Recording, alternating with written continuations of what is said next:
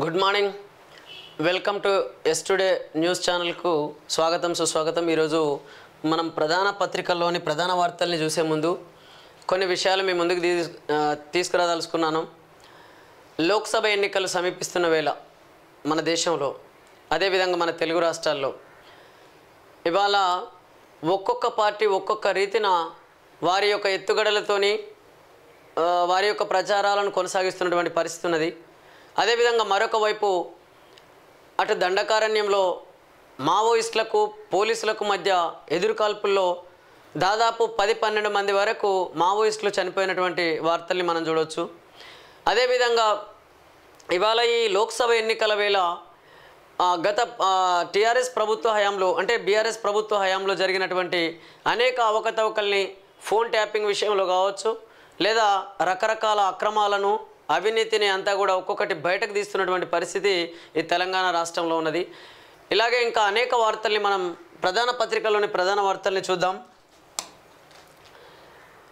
అదేవిధంగా ఎస్టుడే తెలుగు సత్యం అనునిత్యం అనే ఛానల్ని మీరు సబ్స్క్రైబ్ చేసుకున్నట్లయితే తప్పకుండా సబ్స్క్రైబ్ చేసుకొని మీ సన్నిహితులకు, మీ మిత్రులకు, మీ బంధువులకు షేర్ చేయాలని చెప్పేసి మేము విజ్ఞప్తి చేస్తున్నాం.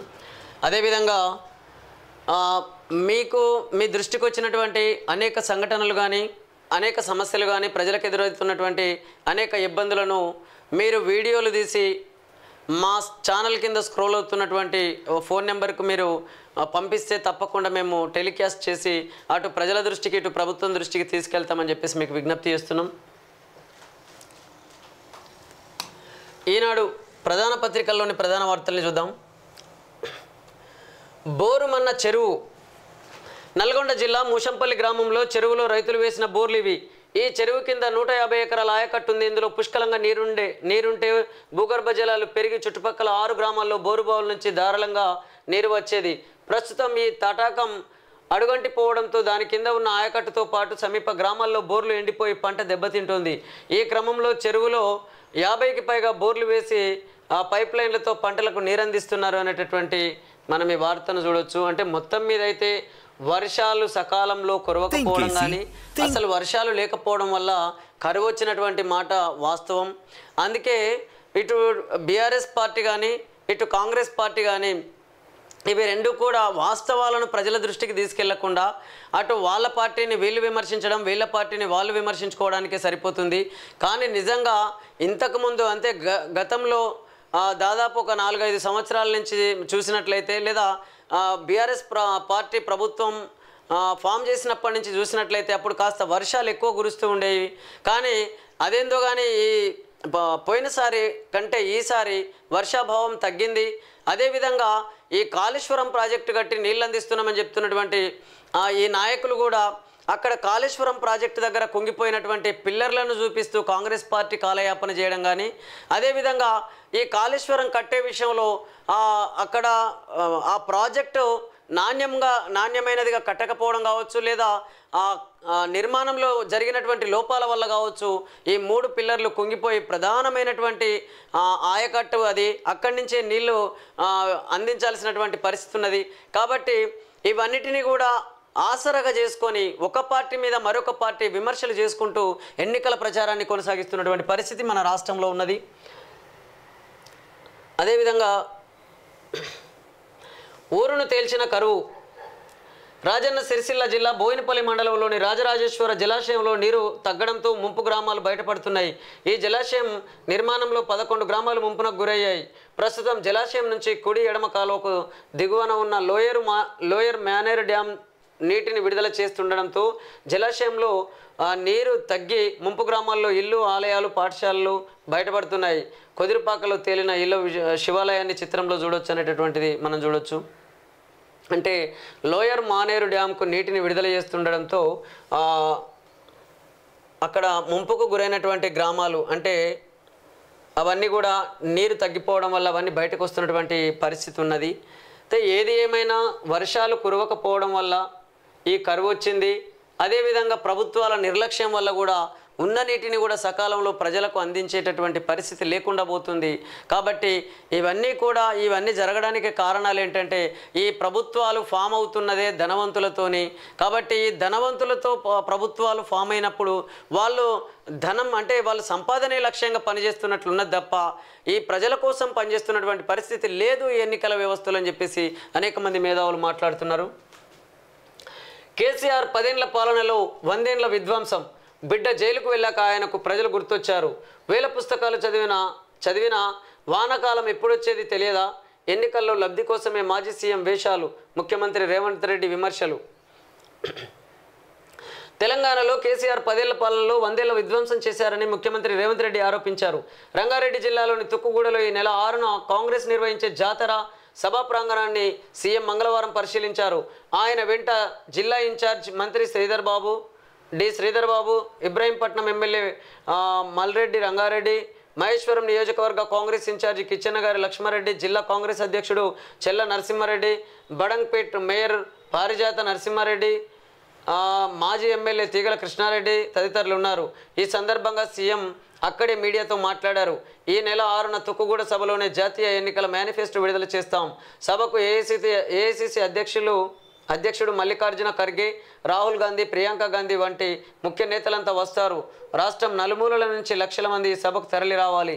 అసెంబ్లీ ఎన్నికల ప్రచారంలో 6 గ్యారంటీలు ఇదే తుక్కుగూడలో నిర్వహించిన సభలో ప్రకటించాం. వాటిలో 5 ఇప్పటికే అమలు చేసి చూపించాం. 200 యూనిట్ల కరెంటు పథకాన్ని ఇప్పటికే 50 లక్షల మంది వినియోగించుకుంటున్నారు. మిగిలిన హామీలను ఎన్నికల కోడ్ ముగిశాక అమలు చేస్తాం. కేంద్రంలో కాంగ్రెస్ అధికారంలోకి రావడం ఖాయం. జూన్ 9న ఎర్రకోటపై జెండాను కాంగ్రెస్ ఎగరవేస్తుంది. రామ్లీలా మైదానంలో ప్రమాణ స్వీకారానికి అందరూ ఆహ్వానితులే అని రేవంత్ రెడ్డి అన్నారు. గత ఏడాది వానలు లేకనే కరువు. కేసీఆర్ ఇప్పటికైనా పొలం బాట పట్టడం, 10 ఏళ్ల తర్వాత రైతులు వ్యవసాయం ఆయనకు గుర్తుకు రావడం సంతోషకరం. కేసీఆర్ ఆయన కుటుంబం చేసిన నిర్వాహకాల వల్లే కవిత జైలుకు వెళ్ళారు. ఆమె జైలుకు వెళ్ళినందుకు సాటి మనుషులుగా మాకు కొంచెం సానుభూతి ఉంది అనేటటువంటి వార్తను మనం చూస్తే నిజంగా ఈ లోక్సభ ఎన్నికలు సమీపిస్తున్న వేళ కేసీఆర్ 10 ఏళ్ల పాలనలో 100 ఏళ్ల విధ్వంసం చేసిండని చెప్పేసి ఒకవైపు కాంగ్రెస్, అదేవిధంగా కాంగ్రెస్ కూడా ఇప్పుడు అంటే ఈ కొంతకాలంలోనే ప్రజల్ని పట్టించుకోవడం లేదు, 6 గ్యారంటీలు అని చెప్పేసి అన్నారు. అదేవిధంగా 420 మేనిఫెస్టో విడుదల చేసి నిజంగా 420 లాగానే మిగిలిపోయేటటువంటి పరిస్థితి ఉన్నది కాంగ్రెస్ పార్టీ అని చెప్పేసి అటు బీఆర్ఎస్ పార్టీ నాయకులు విమర్శిస్తున్నటువంటి పరిస్థితిని మనం గమనిస్తుంటే నిజంగా వీళ్ళు ఒకరి మీద ఒకరు నిందలేసుకోవడానికి, ఒకరి మీద ఒకరు దుమ్మెత్తి పోసుకోవడానికి ఇదే సరిపోతుంది. కానీ అరే నా ప్రజలకు ఏం చేస్తారు, ఏ విధంగా ఈ కరువు నుంచి రైతాంగాన్ని బయటపడేస్తారు, ఏ విధంగా ఈ నీటి కరువు నుంచి ప్రజల్ని ఎట్లా ఆదుకుంటారో ఆ విషయాలు చెప్పడం లేదు అని చెప్పేసి కూడా అనేక మంది మేధావులు అంటున్నారు.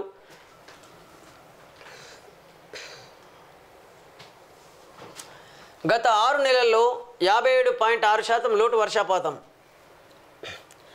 డెడ్ స్టోరేజీకి చేరిన ప్రధాన జలాశయాలు. గత మార్చితో పోలిస్తే 2.5 మీటర్ల లోతుకు పడిపోయిన భూగర్భ జల మట్టం. రాష్ట్రంలో గత 6 నెలల్లో తీవ్ర వర్షాభావ పరిస్థితులతో పాటు ప్రస్తుత ఎండల తీవ్రత కారణంగా జలాశయాలు భూగర్భ జలాల్లో అడుగంటుతున్నాయి. ప్రధాన జలాశయాల్లో నీటి మట్టాలు తాగు అవసరాలకు మినహా సాగుకు ఏమాత్రం నీటిని ఇవ్వలేని పరిస్థితికి చేరాయి. భూగర్భ జల మట్టాలు సైతం గత 10 ఏళ్లలో ఎన్నడూ లేని స్థాయిలో పడిపోయాయి. దీంతో సాగునీటి కోసం రైతులు కొత్త బోర్లు వేస్తున్న ప్రయోజనం కనిపించడం లేదు. ప్రభావం చూసి డ్రై స్పెల్ 2023 అక్టోబర్ నుంచి గడిచిన మార్చి నెలాఖరు వరకు రాష్ట్రంలో 139.9 మిల్లీమీటర్ల వర్షపాతం నమోదు కావాల్సి ఉండగా 59.2 మిల్లీమీటర్ల వర్షపాతమే పడింది. దీంతో ఈ 6 నెలల కాలంలో 57.6% లోటు ఏర్పడింది. ఇది వివిధ రకాల వనరులపై ప్రభావాన్ని చూపుతుంది. గత ఏడాది మార్చి నెలలతో పోలిస్తే ఈ మార్చిలో భూగర్భ జల మట్టం 2.5 మీటర్లకు పడిపోయింది. ఈ ఏడాది మొత్తంగా చూస్తే వర్షాలు కురిసినట్లుగానే కనిపిస్తున్నా 2023 జూన్ నుంచి సెప్టెంబర్ వరకు మాత్రమే భారీ వర్షాలు నమోదయ్యాయి. అప్పట్లో ఎల్నినో ప్రభావంతో కురిసిన భారీ వర్షాలతో ఒక్క జూలైలోనే కొన్ని జిల్లాల్లో రాత్రికి రాత్రే భారీ వరదలు వచ్చాయి. అనంతరం అక్టోబర్ నుంచి మార్చి వరకు వర్షాల జాడ లేకుండా పోయింది. వర్షానికి మధ్య అంతరం భారీగా నమోదైంది. ఈ ప్రభావం జలాశయాలపై పడింది. కృష్ణా గోదావరి పరివాహకాలలో ప్రధాన జలాశయాలు నీరు లేక వెలవెలబోతున్నాయి. నాగార్జున సాగర్ కింద ఈ ఏడాది అందుబాటులోకి వచ్చింది 35 టీఎంసీలు మాత్రమే కాగా వానాకాలంలో పంట కాలువకు 27 టీఎంసీలు విడుదల చేశారు అనేటటువంటి వార్తను మనం చూస్తుంటే మొత్తం మీద అయితే వర్షపాతం తగ్గింది. కాబట్టి ఈ వర్షపాతం తగ్గడం కారణంగా ఒకవైపు నీటి కొరత ఏర్పడింది. అదేవిధంగా ఈ గత బీఆర్ఎస్ పార్టీ ప్రభుత్వ హయాంలో కట్టినటువంటి కాళేశ్వరం ప్రాజెక్టు నుంచి నీళ్లు కూడా సకాలంలో అందకపోవడానికి కారణం అక్కడ వాళ్ళు అంటే ఆ కట్టిన ప్రాజెక్టులో నాణ్యత లోపించడం కావచ్చు, ఆ 3 పిల్లర్లు కుంగిపోవడం కావచ్చు, అది ఒకవైపు కారణమైతే ఆ ఉన్న కాస్త నీటిని సద్వినియోగం చేసుకుందామనంటే సద్వినియోగం చేసుకునేటటువంటి పరిస్థితి కాంగ్రెస్ పార్టీ నాయకత్వానికి లేదు అని చెప్పేసి ఇటు కాంగ్రెస్ పార్టీ అంటుంది. ఒకవైపు ఏమో బీఆర్ఎస్ పార్టీ సరే కుంగితే కుంగిండొచ్చు కానీ దాన్ని రిపేర్ చేసుకొని బాగు చేసుకోవచ్చు కదా అని చెప్పేసి ఒకవైపు బీఆర్ఎస్ పార్టీ నాయకులు మాట్లాడుతున్నారు. ఏది ఏమైనా వీళ్లకు ప్రజల్ని ఆదుకునే విషయంలో పూర్తి స్థాయిలో చిత్తశుద్ధి లేదు అని చెప్పేసి అనేక మంది మేధావులు అంటున్నారు. ఈడీ కొట్టిన ఈసీ. ఏపీలో ఒక ఐజీ, 3 కలెక్టర్లు, 5 ఎస్పీల బదిలీలు. వైకాపాతో అంటకాగుతున్నారన్న ఫిర్యాదులపై ఈసీ చర్యలు. గుంటూరు రేంజి ఐజీ పాలరాజుపై వేటు. కృష్ణా, అనంతపురం, తిరుపతి కలెక్టర్లు రాజబాబు, గౌతమి, లక్ష్మీశలపై చర్యలు. ప్రకాశం, పల్నాడు, చిత్తూరు, అనంతపురం, నెల్లూరు ఎస్పీల బదిలీ అనేటటువంటి వార్తను మనం చూడవచ్చు. కాంగ్రెస్లో మిగిలేది 6 ఎమ్మెల్యేలే. 6 గ్యారెంటీలు అమలు చేయకుంటే జరిగేది ఇదే. హామీలు నెరవేర్చలేమని కేంద్రానికి సీఎం లేఖ రాస్తే నిధులు తెస్తాం. రైతు దీక్షలో బండి సంజయ్. 6 గ్యారెంటీలు అమలు చేయడం చేత కాదని ఆదుకోవాలని కేంద్రానికి ముఖ్యమంత్రి రేవంత్ రెడ్డి లేఖ రాస్తే ప్రధాని మోదీ ఒప్పించి నిధులు తీసుకొచ్చే బాధ్యత తాము తీసుకుంటామని కరీంనగర్ ఎంపీ భాజపా జాతీయ ప్రధాన కార్యదర్శి బండి సంజయ్ అన్నారు. అన్నదాతల సమస్యలు పరిష్కరించాలంటూ మంగళవారం కరీంనగర్లో ఎంపీ కార్యాలయంలో ఆయన రైతుల దీక్ష చేపట్టారు. అంటే మొత్తం మీద రైతు దీక్ష చేపట్టినటువంటి బండి సంజయ్ గారు ఇక్కడ ఒక మాట అంటున్నారు. అంటే 6 గ్యారెంటీలు అమలు చేయడం చేత కాదని ఆదుకోవాలని కేంద్రానికి ముఖ్యమంత్రి రేవంత్ రెడ్డి లేఖ రాస్తే ప్రధాని మోదీని ఒప్పించి నిధులు తీసుకొచ్చే బాధ్యత తాము చూసుకుంటామని అంటున్నాడు. నిజంగా ఆయన లేఖ రాసినా రాయకపోయినా ఈ రాష్ట్ర రైతాంగాన్ని కానీ రాష్ట్ర ప్రభుత్వాన్ని ఆదుకోవాల్సినటువంటి గురుతరమైన బాధ్యత కేంద్ర ప్రభుత్వం మీద ఉన్నది. అదేవిధంగా కేంద్ర ప్రభుత్వాన్ని ఫామ్ చేసినటువంటి బీజేపీ పార్టీ జనరల్ సెక్రటరీగా మీరు కూడా, ప్రధాన కార్యదర్శిగా ఉన్నటువంటి మీరు కూడా ఈ రైతాంగం తరపున మీరు ఆలోచించి కేంద్ర ప్రభుత్వాన్ని ఒప్పించి నిధులు తీసుకురావాలని చెప్పేసి మీకు విజ్ఞప్తి చేస్తున్నాం.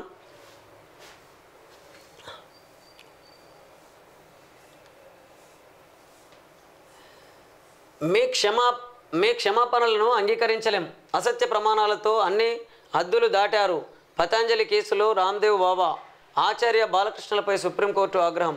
తదుపరి చర్యలకు సిద్ధంగా ఉండాలని హెచ్చరిక.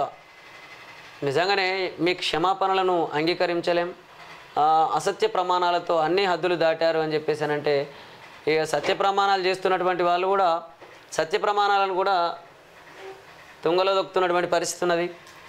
ఖమ్మంపై పీఠముడి. రాహుల్తో చర్చించాకే ఖరారు.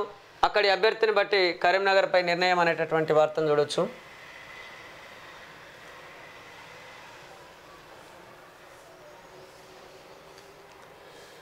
దద్దరిల్లిన దండకారణ్యం. 2 ఎన్కౌంటర్లలో 12 మంది మావోయిస్టుల మృతి. ఛత్తీస్గఢ్లో 10 మంది, మధ్యప్రదేశ్లో ఇంకో 2. దండకారణ్య ప్రాంతం కాల్పుల శబ్దాలతో దద్దరిల్లింది. లోక్సభ ఎన్నికల నేపథ్యంలో బస్తర్ ప్రాంతంలో అనుసరించాల్సిన వ్యూహంపై ఛత్తీస్గఢ్లోని బీజాపూర్ జిల్లాలో మావోయిస్టు దళాలు సమావేశమయ్యాయి. దీని గురించి అందిన సమాచారంతో భద్రతా బలగాలు గాలింపు చేపట్టాయి. ఇరు వర్గాల మధ్య ఎదురుకాల్పులు చోటు చేసుకోగా ఈ ఘటనలో 10 మంది మావోయిస్టులు మృతి చెందారు. మధ్యప్రదేశ్లో జరిగిన మరో ఎన్కౌంటర్లో 2 మావోయిస్టులు ప్రాణాలు కోల్పోయారు. లోక్సభ ఎన్నికల నేపథ్యంలో ఛత్తీస్గఢ్ రాష్ట్రంలో బీజాపూర్ జిల్లాలో మావోయిస్టులు పలు హింసాత్మక చర్యలకు పాల్పడే అవకాశం ఉందనే నిఘా వర్గాల సమాచారంతో సోమవారం రాత్రి నుంచి Bastar fighters, DRG, cobra, CRPF భద్రతా బలగాలు సంయుక్తంగా లేంద్రా, కర్చోలి, సావనార్ అటవీ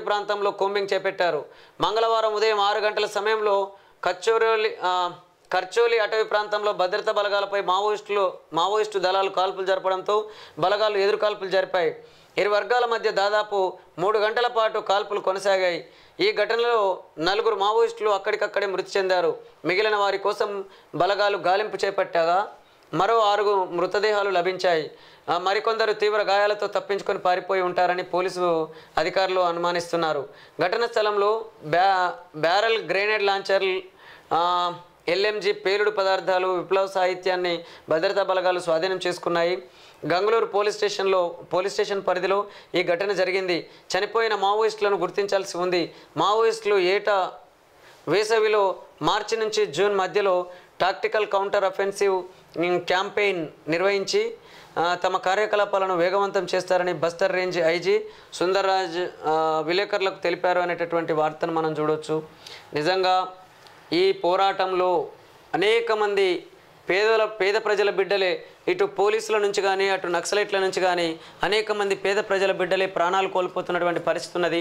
నిజంగా ఒకవైపు చూస్తే మావోయిస్ట్ పార్టీ ఏమో అక్కడ దండకారణ్యంలో ఉన్నటువంటి గిరిజనులకు మౌలిక వసతులు అందడం లేదని చెప్పేసి ఒక ప్రత్యామ్నాయమైనటువంటి ప్రభుత్వాలను ఏర్పాటు చేసుకొని అటు విద్యా విషయంలో లేదా ఇతర మౌలిక వసతులు కల్పించే విషయంలో ప్రజల భాగస్వామ్యంతోనే అది పరిపాలన కొనసాగిస్తున్నటువంటి పరిస్థితి కూడా ఉన్నది అని చెప్పేసి ఇలాంటి వార్తల ద్వారా కానీ ఇంతకుముందు వచ్చినటువంటి వార్తల ద్వారా మనం చూసినాం.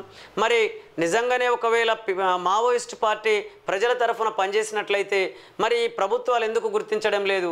ప్రభుత్వాలు ఎందుకు వారి మీద యుద్ధాన్ని ప్రకటించి ఇట్లా ఎన్కౌంటర్లు చేస్తున్నాయి అనేది అర్థం కానటువంటి పరిస్థితి అని చెప్పేసి కూడా కొంతమంది మేధావులు మాట్లాడుతున్నారు. కానీ ఏది ఏమైనా ఈ ఎన్కౌంటర్లలో మరణిస్తున్నది మాత్రం అటు మావోయిస్టుల వైపున కానీ ఇటు పోలీసుల వైపున కానీ అనేక మంది పేద ప్రజల కుటుంబాలకు సంబంధించినటువంటి వాళ్ళే మరణిస్తున్నారు తప్ప ఇక్కడ ఈ పరిస్థితులు దాపురించడానికి కారణం ఏంటి అని చెప్పేసి ఈ దేశంలో ఉన్నటువంటి ఇటు కేంద్ర ప్రభుత్వం కానీ అటు రాష్ట్ర ప్రభుత్వం కానీ అధ్యయనం చేసి అదేవిధంగా అనేక మంది మేధావులు కూడా అధ్యయనం చేసి ఈ పరిస్థితులు లేకుండా ఈ పేదరికం కానీ లేదా ఇక్కడ ఉన్నటువంటి ఆర్థిక అసమానతలు కానీ సామాజిక అసమానతలు కానీ ఇవి తొలగే విధంగా ప్రయత్నాలు చేయాల్సినటువంటి బాధ్యత ఈ కేంద్ర రాష్ట్ర ప్రభుత్వాల మీద ఉన్నది. లేకపోతే అటు వాళ్ళు ప్రజల భాగస్వామ్యంతోనే ఆ విధంగా పోరాటాలు కొనసాగిస్తున్నటువంటి పరిస్థితి అటువైపు కనబడుతుంది. అదేవిధంగా ఇటు కూడా ఈ ప్రజాస్వామ్యాన్ని రక్షించాలనే బాధ్యతాయుతమైనటువంటి పదవుల్లో ఉన్నటువంటి వాళ్ళు కానీ లేదా ఈ ప్రభుత్వ ఉద్యోగులుగా విధి నిర్వహణలో ఉన్నటువంటి వాళ్ళు కానీ వీళ్ళు చట్టం ప్రకారం వీళ్ళ పనులు వీళ్ళు చేయాల్సి వస్తుంది. వాళ్ళ పోరాటాలు వాళ్ళు కొనసాగించాల్సినటువంటి పరిస్థితి ఈ దేశంలో ఉన్నది. కాబట్టి వీటన్నిటిని అర్థం చేసుకొని అటు ప్రజలకు ఆర్థిక సామాజిక సమన్యాయం జరిగే విధంగా చేసినట్లయితే ప్రజలందరికీ కూడా మౌలిక వసతులు కల్పించినట్లయితే అటు ప్రజలు ఆయుధాలు పట్టుకొని పోరాటం చేస్తున్నటువంటి వాళ్ళ వైపు వెళ్ళే పరిస్థితి ఉండదు. అదేవిధంగా వాళ్ళకు మద్దతు కూడా కరువయ్యే పరిస్థితి ఉంటుంది. ఒకవేళ కనుక ఈ ప్రభుత్వాలు సక్రమంగా పరిపాలించినట్లయితే ఈ ఆర్థిక అసమానతలు తొలగకుండా సామాజిక అసమానతలు తొలగకుండా ప్రజలకు మౌలిక వసతులు కల్పించకుండా ప్రజలను రకరకాల ఇబ్బందులకు గురి చేసినట్లయితే మరి దిక్కుతోచని పరిస్థితులలో ప్రజలు ఆయుధాలు పట్టుకొని ప్రభుత్వాల మీద ఎదురు తిరిగేటటువంటి పరిస్థితి ఉంటుంది అని చెప్పేసి కూడా అనేక మంది మేధావులు మాట్లాడుతున్నటువంటి మాటల్ని మేము దృష్టికి తీసుకురావడం జరుగుతుంది. సిఎస్ శాంతికుమారికి వినతి పత్రం అందజేస్తున్న బారాస నేతలు సత్యవతి రాథోడ్, జగదీశ్వర్ రెడ్డి, మధుసూదనాచారి చిత్రంలో వివేకానంద్, బాల్క సుమన్, షేరి సుభాష్ రెడ్డి, కౌశిక్ రెడ్డి, గంగుల కమలాకర్, రాజేశ్వర్ రెడ్డి, దండే విఠల్ అనేటటువంటి వార్త చూడొచ్చు. ఎవరికి బోనస్, నష్టాలకు పరిహారం ఇవ్వాలి సిఎస్కు బారాస నేతల వినతి. వరి పంటకు క్వింటాకు 500 బోనస్, ఎండిన పంటకు ఎకరాకు 25,000 చొప్పున రైతులకు నష్టపరిహారాన్ని చెల్లించాలని బారాస నేతలు డిమాండ్ చేశారు. ఈ మేరకు రాష్ట్ర ప్రభుత్వ ప్రధాన కార్యదర్శి ఏ శాంతికుమారికి సచివాలయంలో మంగళవారం వినతి పత్రం అందజేశారు. సిఎస్ను కలిసిన వారిలో ఎమ్మెల్యేలు జగదీశ్వర్ రెడ్డి, గంగుల కమలాకర్, పల్లా రాజేశ్వర్ రెడ్డి, కేపీ వివేకానంద్, పాడి కౌశిక్ రెడ్డి, ఎమ్మెల్సీలు మధుసూదనాచారి, సత్యవతి రాథోడ్, షేరి సుభాష్ రెడ్డి, దండే విఠల్, మాజీ ఎమ్మెల్యే బాల్క సుమన్, బారాస ఎమ్మెల్సీ కార్యదర్శి రమేష్ రెడ్డి తదితరులు ఉన్నారు. అనంతరం తెలంగాణ భవన్లో వారు మీడియాతో మాట్లాడారనేటటువంటి వార్తలను మనం చూడవచ్చు. అంటే ఏది ఏమైనా వీరి యొక్క పరిపాలన మొత్తం మీద అయితే నేతి బీరలో నేయి చందమే అన్నట్లు, అంటే ప్రజలకు నేతి బీర అంటే అక్కడ నెయ్యి ఉండదు కాబట్టి నేతి బీరలో నెయ్యి చందమే అన్నట్లు ఏ పార్టీ అధికారంలోకి వచ్చినా వీరి యొక్క పరిపాలన తీరు చూస్తే మనకు అర్థమవుతుంది.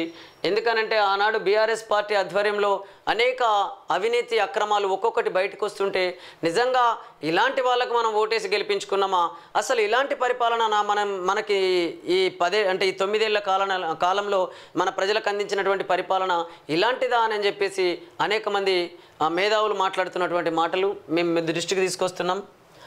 కేసీఆర్ను చూస్తే జాలేస్తుంది. అధికారం పోయింది, కూతురు జైలుకు పోయింది. ఎన్నికలు ఉన్నందునే రైతులపై కపట ప్రేమ, లేకపోతే బయటకు వచ్చే వారే కాదు. మీ పాపాలకు భయపడే నాడు వరుణుడు పారిపోయాడు, అందుకే కరువు. ప్రతిపక్షంలో ఉన్నప్పుడు మమ్మల్ని నిర్బంధించారు, కానీ మేము కేసీఆర్ పర్యటనకు ఏర్పాట్లు చేశాం.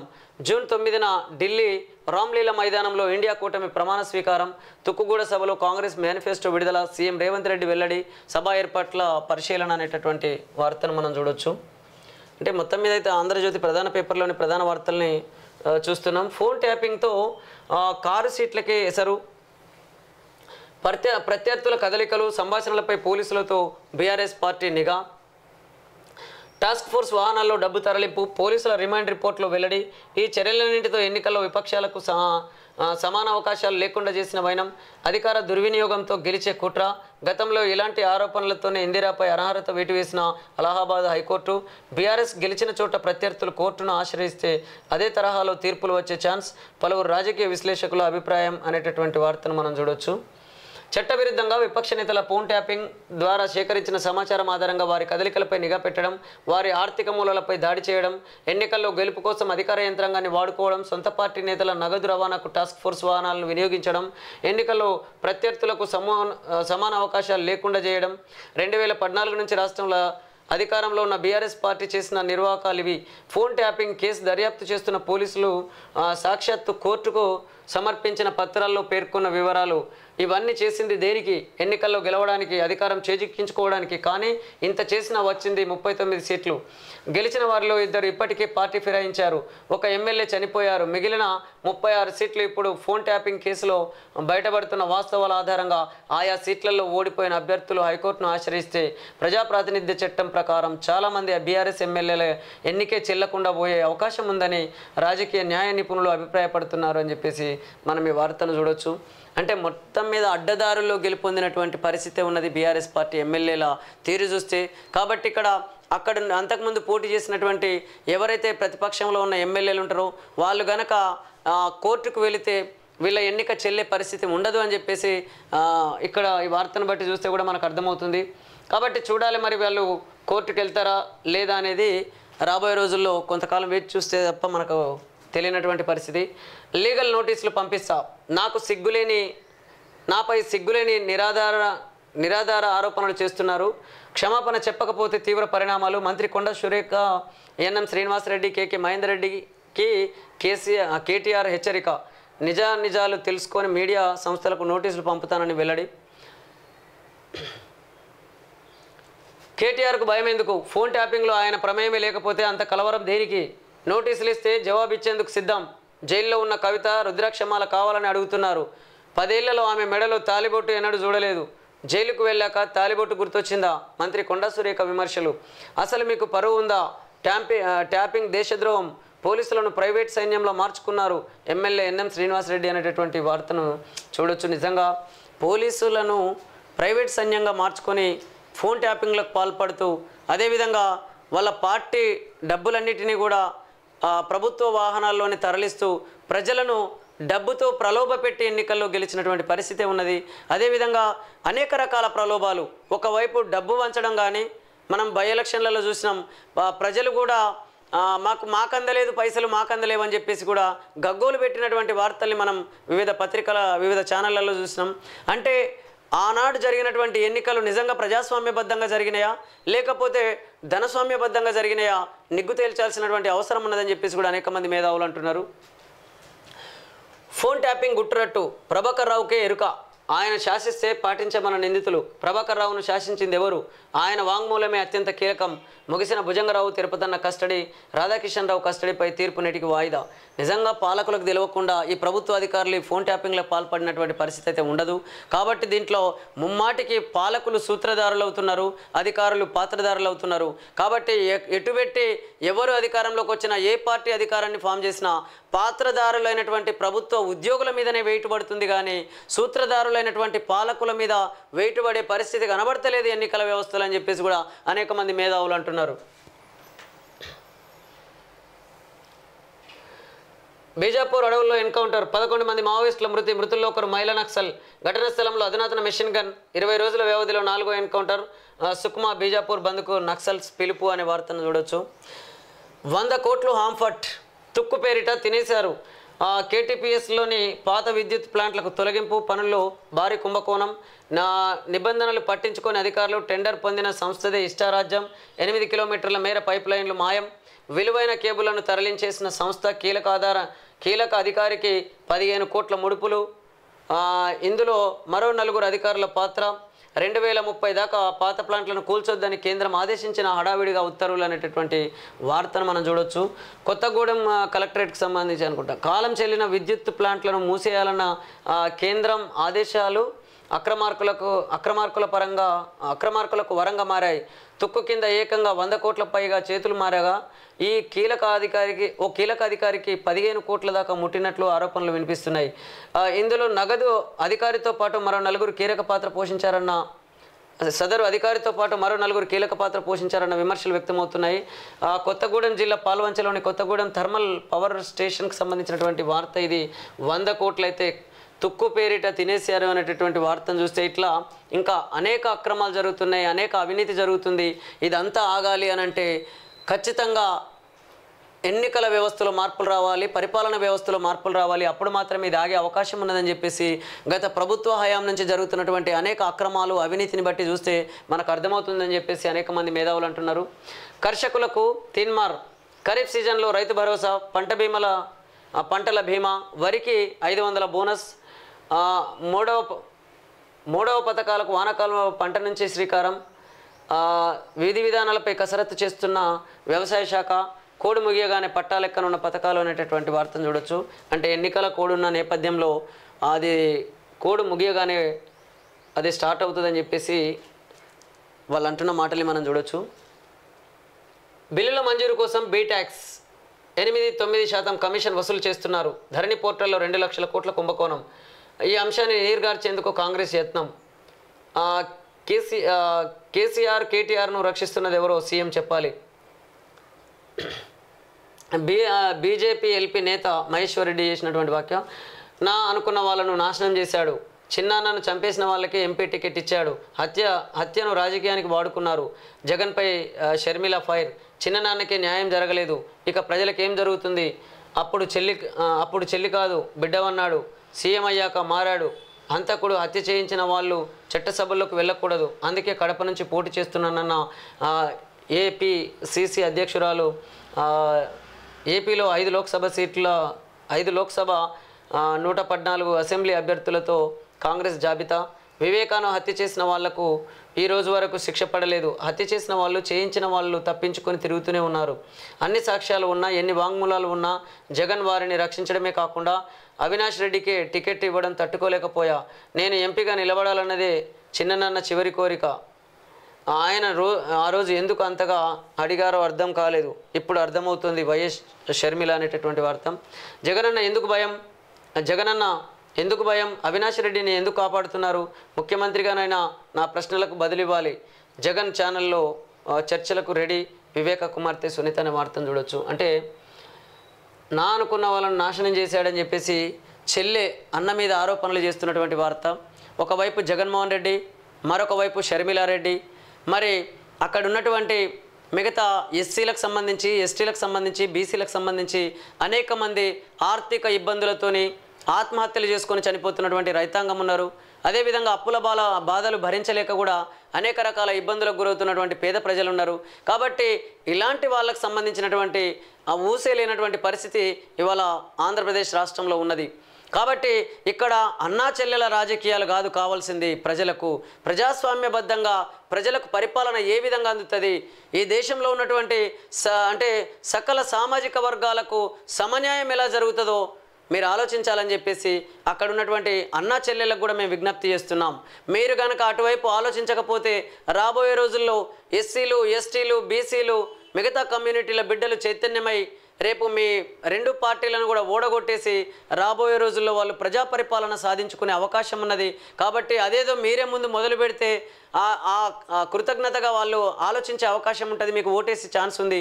లేకపోతే మాత్రం రాబోయే రోజులలో మీరు ఎన్ని నీతులు చెప్పినా, ఎన్ని మాయమాటలు చెప్పినా మీది కుటుంబ వ్యవహారం, అది మీ కుటుంబానికి సంబంధించింది, మీరు తేల్చుకోండి. కానీ ప్రజల కష్టాలను గాలి కొదిలేసి, ప్రజల సమస్యలను గాలి కొదిలేసి ఒకరి మీద ఒకరు విమర్శలు చేసుకుంటూ మళ్ళీ అన్నబోతే చెల్లెబోతే అన్న అంటే మీరే అధికారంలోకి వచ్చేటటువంటి ఎత్తుగడలతోని మీరు విమర్శలు చేసుకొని ముందుకెళ్తున్నారని చెప్పేసి కూడా ఏపీలో ఉన్నటువంటి అనేక మంది మేధావులు మాట్లాడుతున్నటువంటి మాటల్ని మీ దృష్టికి తీసుకొస్తున్నాం.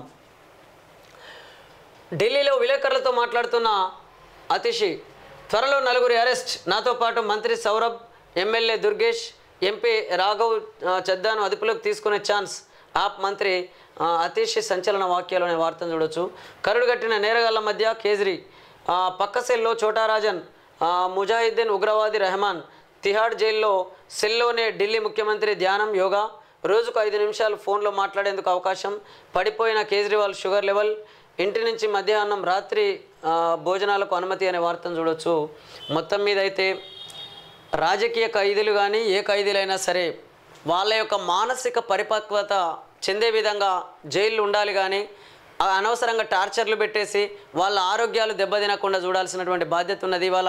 వాళ్ళు అంటే కేజ్రీవాల్ గారి షుగర్ లెవెల్స్ పడిపోయినాయి అని అంటే నిజంగా అతను అనారోగ్యానికి గురై గనక ఏదైనా జరగరాంది జరిగే ప్రమాదం ఉంటుంది. కాబట్టి అలాంటి పరిస్థితి ఏ ఒక్క ఖైదీకి రాకుండా మీరు వాళ్ళ యొక్క మానసిక పరిపక్వతను చెందే విధంగా అక్కడ ప్రయత్నం జరగాల్సినటువంటి అవసరం ఉన్నది. కాబట్టి జైళ్ళల్లో ఉన్నటువంటి ప్రతి ఒక్క ఖైదీకి కూడా మీరు అంటే ఆహారం విషయంలో కానీ ఆరోగ్యం విషయంలో కానీ జాగ్రత్తలు తీసుకోవాల్సినటువంటి అవసరం ఎంతైనా ఉన్నదని చెప్పేసి అనేక మంది అంటున్నారు. కల్వకుంట్ల కన్నారావు అరెస్ట్, పోలీసుల అదుపులో కన్నారావు, భూ వివాదంలో జోక్యం, నెల రోజులుగా పరారీ, ఢిల్లీ బెంగళూరులో మాకం, మధ్యలో మాల్దీవ్స్ ట్రిప్ అన్నట్టు అరెస్ట్ చేయలేదు, నేనే లొంగిపోయా అని కన్నారావు మాట్లాడుతున్నటువంటి మాటల్ని మనం చూడొచ్చు. నిజంగా వీళ్ళు అధికారాన్ని అడ్డం పెట్టుకొని కావచ్చు, బంధుత్వాన్ని అడ్డం పెట్టుకొని కావచ్చు, అక్కడక్కడ అంటే వీళ్ళు కాదు, ఇట్లా చాలామంది భూ కబ్జాలు చేసినటువంటి పరిస్థితి, సెటిల్మెంట్లు చేస్తున్నటువంటి పరిస్థితి ఉన్నది. కాబట్టి పరిస్థితులు మారాలని చెప్పేసి కోరుకుందాం. గజ్వేల్లో హరీష్ రావును అడ్డుకున్న డబుల్ లబ్ధిదారులు, ఇళ్ల సర్టిఫికెట్లు ఇప్పించాలంటూ ఆందోళన, హాల్లో బీఆర్ఎస్ మీటింగ్, గేట్ల మూసివేత, ఏడాది క్రితం వీరంతా లక్కీ డ్రా ద్వారా ఎంపిక, లబ్ధిదారులతో కలిసి ఆర్డీఓ ఆఫీస్కు హరీష్ రావు వారంలోగా సర్టిఫికెట్లు ఇవ్వాలనే డిమాండ్ చేసినటువంటి పరిస్థితి మనం చూడొచ్చు. ఏడాది క్రితం వీళ్ళంతా లక్కీ డ్రా ద్వారా ఎన్నుకోబడ్డటువంటి వాళ్ళు, మరి ఏడాది నుంచి ఇప్పటి వరకు వీళ్ళకు డబుల్ బెడ్రూమ్లు అందలేదు అని అంటే గత ప్రభుత్వమైనా ఈ ప్రభుత్వమైనా వీళ్ళ విషయంలో నిర్లక్ష్యం చేస్తున్నటువంటి పరిస్థితి కళ్ళకు కట్టినట్టు కనబడుతుంది. అదేవిధంగా దిశ ప్రధాన పేపర్లోని ప్రధాన వార్తల్ని చూద్దాం. ఎలక్టోరల్ ఎస్ఓపి సమాచారాన్ని ఇవ్వలేం, అది మా అంతర్గత మార్గదర్శకాల వ్యవహారం. ఎస్బీఐ డిప్యూటీ జనరల్ మేనేజర్ ఎం కన్నబాబు ఆర్టీఐ ద్వారా వివరాలు కోరిన సామాజిక కార్యకర్త అంజలి భరద్వాజ్కు రిప్లై. ఎన్నికల బాండ్ల విక్రయాలు ఎన్క్యాష్ కోసం తమ బ్రాంచ్లకు స్టేట్ బ్యాంక్ ఆఫ్ ఇండియా జారీ చేసినటువంటి ఎస్ఓపి వివరాలు చెప్పలేమని SBI deputy general manager M Kannababu స్పష్టం చేశారు. అది తమ అంతర్గత మార్గదర్శకాల వ్యవహారం అని తెలిపారు. ఎస్ఓపి వివరాలు చెప్పాలని సామాజిక కార్యకర్త అంజలి భరద్వాజ్ దరఖాస్తు చేయగా ఆమెకు పై విధంగా రిప్లై ఇచ్చారనేటటువంటి వార్త. జూన్ 20 వరకు డిఎస్సి దరఖాస్తులు గడువు పెంచిన ప్రభుత్వం, జూలై 17 నుంచి 31 వరకు ఆన్లైన్లో ఎగ్జామ్ అనేటటువంటి వార్తను మనం చూడొచ్చు. Phone tapping case ED entry, అక్రమ నగదు రవాణాపై స్పెషల్ ఫోకస్, హవాలా మార్గంలో తరలింపుపై ఆరా ఇచ్చింది ఎవరు, తీసుకున్నది ఎవరు, లెక్కల్లోకి రాని డబ్బు ఎలా వచ్చింది, ఇరుక్కుపోయే గులాబీ లీడర్లు ఎవరు? రాధాకిషన్ రావు స్టేట్మెంట్తో గుబులు. పోలీసు వాహనాల్లోనే చేర్చినట్లు వెల్లడి. హీటెక్కిస్తున్నటువంటి ఇన్వెస్టిగేషన్ ప్రాసెస్ అనే వార్తను మనం చూడవచ్చు. ఫోన్ ట్యాపింగ్ కేసులో రోజుకో సంచలన విషయం బయటకు వస్తున్నది. దీంతో పోలీసులు విస్తుపోతున్నారు. ఎన్నికల సమయంలో అప్పటి అధికార పార్టీ అభ్యర్థులకు పోలీసు వాహనాల్లోని నగదు తరలించినట్టు రిటైర్డ్ పోలీస్ ఆఫీసర్ రాధాకిషన్ రావు ఇటీవల కన్వెన్షన్ స్టేట్మెంట్లో వెల్లడించారు. ఇలా అక్రమంగా తరలించిన డబ్బు వివరాలపై ఆరా తీసేందుకు ఈడీ దర్యాప్తు చేపట్టే అవకాశాలున్నాయనే వార్తలు వినిపిస్తున్నాయి. లెక్కల్లోకి రాని డబ్బు ఒక చోట నుంచి మరో చోటికి తరలిపోవడంతో ఎవరికి చెందింది అనేది ఆసక్తికరంగా మారింది. దీనికి తోడు ఫోన్ ట్యాపింగ్ కోసం అప్పటి అధికార పార్టీ గుట్టుచప్పుడు కాకుండా విదేశాల నుండి పరికరాలను కొనుగోలు చేసినట్లు ప్రణీత్ రావు సైతం చెప్పడంతో ఆర్థిక వనరులను హవాలా మార్గంలో సమకూర్చింది ఎవరనేది తేల్చాల్సి ఉన్నది. వీటన్నింటినీ దృష్టిలో పెట్టుకొని అవసరమైతే ఈడీ రంగంలోకి తిరిగి దర్యాప్తు చేసే అవకాశం ఉన్నదని పోలీసు వర్గాల్లో చర్చ జరుగుతున్నది. డబ్బు ఎవరికిచ్చారు, ఎంత మొత్తంలో? ఎన్నికల సమయంలో బీఆర్ఎస్ పార్టీ అభ్యర్థులు గెలుపొందడానికి ప్రత్యర్థుల వ్యూహాన్ని పసిగట్టడానికి ఫోన్లు ట్యాపింగ్ చేసి తెలుసుకున్నారని, దీంతో పాటు ప్రజలను ప్రలోభపెట్టడానికి భారీ స్థాయిలో నగదును తరలించారని ఈ కేసులో దర్యాప్తులు వెల్లడైంది. టాస్క్ ఫోర్స్ పోలీసు వాహనాల్లో డబ్బును తరలించినట్టు స్వయంగా రాధాకిషన్ రావు చెప్పడంతో డబ్బు సమకూర్చిన వారి వివరాలు తెలుసుకోవడం కోసం ప్రయత్నం చేస్తున్నారు అనేది ఈ వార్త యొక్క సారాంశం. చూడాలి మరి. మొత్తం మీద అయితే బీఆర్ఎస్ పార్టీ యొక్క ప్రభుత్వ హయాంలో జరిగినటువంటి ఘనకార్యాన్ని చూడవచ్చు. హార్డ్ డిస్క్ ముక్కలు, బూడిద రికవరీ, ఫోన్ ట్యాపింగ్ కేసులో సాక్ష్యాల సేకరణ, ఎస్ఐబి ఆఫీసులో ఎలక్ట్రానిక్ పరికరాలు స్వాధీనం, గుట్టు మొత్తం విప్పిన ప్రణీత్ రావు, ఏఎస్పీల పాత్రపై కానిస్టేబుల్ వాంగ్మూలం అనే వార్తను చూడవచ్చు. వేణుగోపాలరావుకు నోటీసులు జారీ చేసిన పంజగుట్ట పోలీసులు. భుజంగరావు తిరుపతన్నలకు జ్యుడిషియల్ రిమాండ్. నేడు ప్రణీత్ రావు బెయిల్ పిటిషన్పై నిర్ణయం. రాధాకిషన్ రావు కస్టడీ పిటిషన్ పైన కూడా అని చెప్పేసి చూడొచ్చు.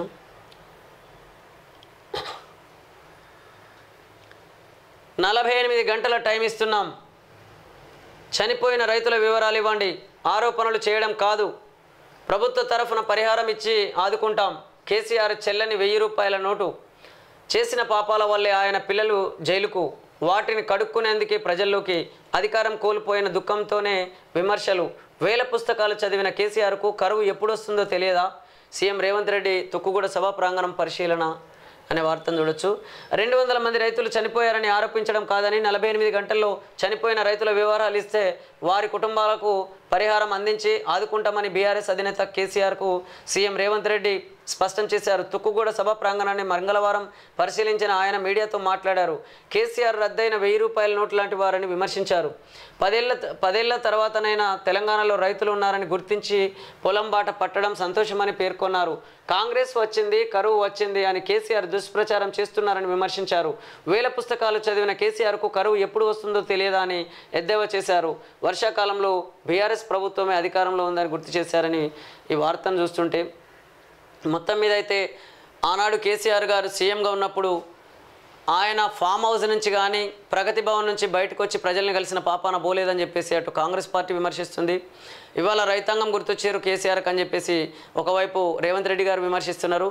మరొక వైపు ఏమో ఇక్కడ 200 మంది వరకు చనిపోయారు ఈ తెలంగాణ రాష్ట్రంలో అని చెప్పేసి కేసీఆర్ గారు మాట్లాడినటువంటి మాటల్ని మనం చూడొచ్చు. వాళ్ళు ఏమంటున్నారంటే 200 మంది చనిపోయారని చెప్పడం కాదు, మీరు ఎవరెవరు చనిపోయారో 48 గంటలు టైం ఇస్తున్నాం, మీరు లిస్ట్ కనుక మాకు ఇస్తే మేము ఆ రైతాంగాన్ని ఆదుకుంటామని చెప్పేసి రేవంత్ రెడ్డి గారు మాట్లాడుతున్నటువంటి మాటల్ని బట్టి చూస్తుంటే అంటే అతను విమర్శించడం అంతే జరుగుతుంది తప్ప నిజంగా ఈ ప్రభుత్వానికి తెలియదా ఈ రైతాంగం అంటే ఎంతమంది చనిపోయారు, తెలంగాణ రాష్ట్రంలో రైతులు ఎంతమంది చనిపోయారు, ఏ కుటుంబాల్లో చనిపోయారు, ఏ గ్రామంలో చనిపోయారు, అదేవిధంగా ఏ మండల కేంద్రంలో చనిపోయారు, ఏ జిల్లాల పరిధిలో చనిపోయారు, మొత్తం మీద రాష్ట్ర వ్యాప్తంగా ఎంతమంది రైతులు చనిపోయారు అనేది ఈ ప్రభుత్వానికి తెలియదా?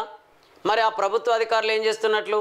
ఇవాళ గ్రామాల్లో ఉన్న ప్రభుత్వ అధికారులు కానీ, మండలాల్లో ఉన్న ప్రభుత్వ అధికారులు కానీ, జిల్లా కేంద్రాల్లో ఉన్నటువంటి ప్రభుత్వ అధికారులు కానీ, లేదా వ్యవసాయ శాఖకు సంబంధించినటువంటి ప్రభుత్వ అధికారులు ఏం చేస్తున్నట్లు మరి వాళ్ళకి తెలియదా? కాబట్టి రేవంత్ రెడ్డి గారు మీరు బీఆర్ఎస్ పార్టీని విమర్శించడం కాదు, మీరు ఆ లెక్కలు తీసుకోండి. నిజంగానే రైతులు ఎంతమంది చనిపోయారో ఆ కుటుంబాలన్నింటినీ ఆదుకోవాల్సినటువంటి బాధ్యత మీ పైన ఉంది.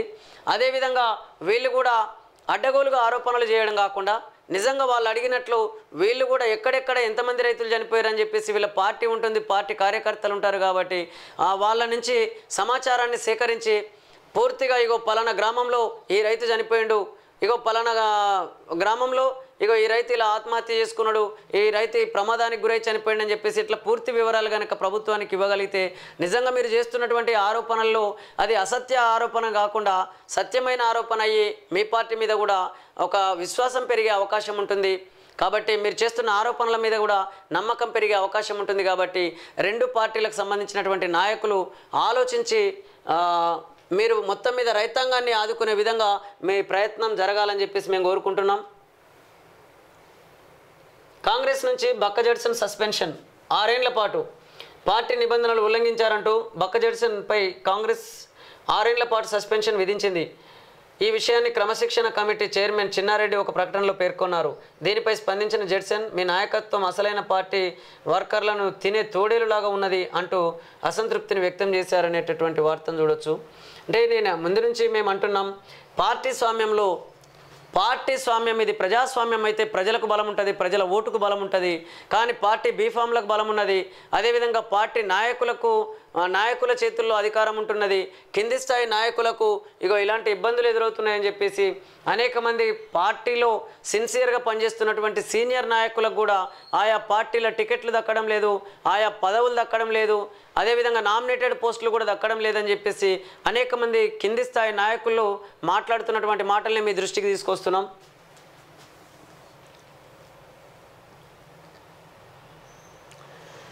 మీకు చేత కాకుంటే చెప్పండి, ఆదుకోవాలని కేంద్రానికి లేఖ రాయండి, మోడీని ఒప్పించి నిధులు తీసుకొస్తాం, రాష్ట్ర ప్రభుత్వం 6 గ్యారంటీలు అమలు చేయాలి, లేదంటే కాంగ్రెస్లో మిగిలేది 6గురే.